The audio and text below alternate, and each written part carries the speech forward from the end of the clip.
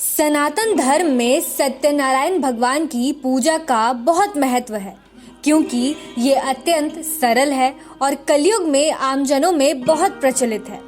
शास्त्रों के अनुसार स्कंद पुराण के रेवा खंड में सत्यनारायण कथा का वर्णन आता है। स्कंद पुराण में स्वयं भगवान विष्णु ने नारद को सत्यनारायण पूजा का महत्व बताया है। भगवान विष्णु के सत्य रूप की पूजा ही सत्यनारायण पूजा कहलाती है।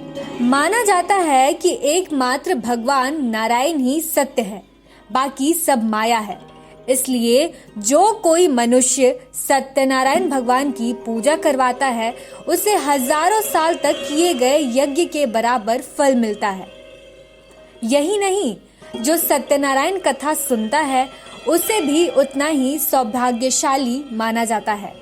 आज भी किसी भी शुभ कार्य को प्रारंभ करने से पहले या फिर मनोकामना की पूर्ति के लिए सत्यनारायण व्रत की कथा सुनी जाती है और सुनाई जाती है।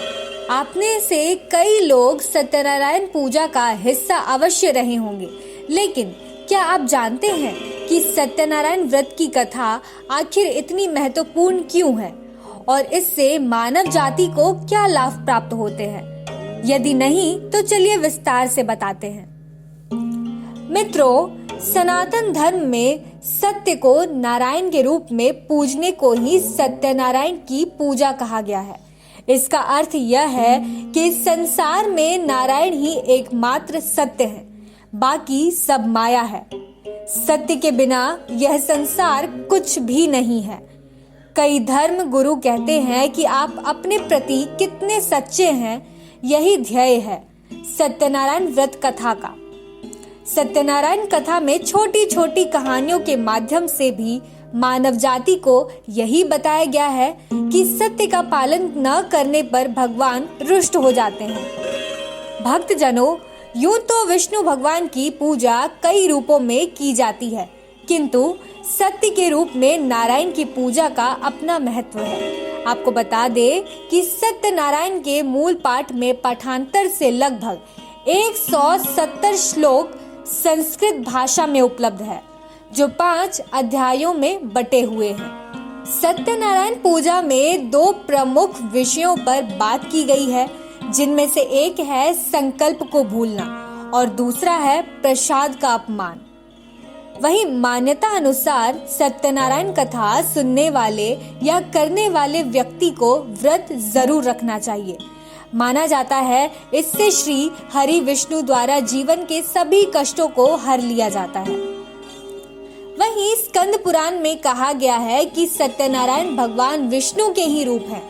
ऐसे में सत्यनारायण कथा करवाने और सुनने से भक्त पर विष्णु जी की कृपा अवश्य बरसती है और सुख शांति आती है। कब करना चाहिए सत्यनारायण पूजा, आइए आपको बताते हैं। कई ज्योतिष शास्त्री मानते हैं कि पूर्णिमा के दिन सत्यनारायण कथा करवाना अति शुभ होता है।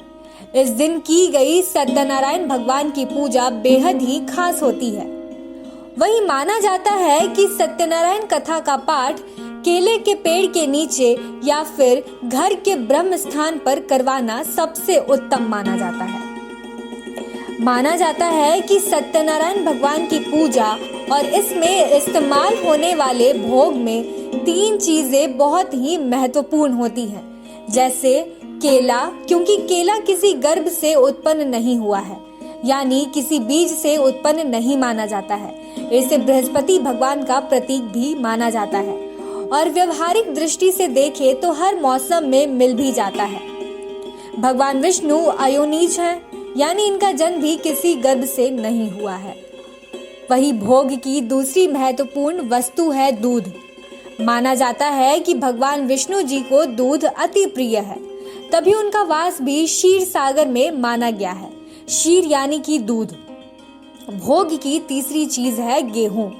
ये तो आप जानते ही हैं कि एकादशी भगवान विष्णु को समर्पित है और एकादशी में चावल का प्रयोग नहीं किया जाता है, अपितु गेहूं का उपयोग होता है।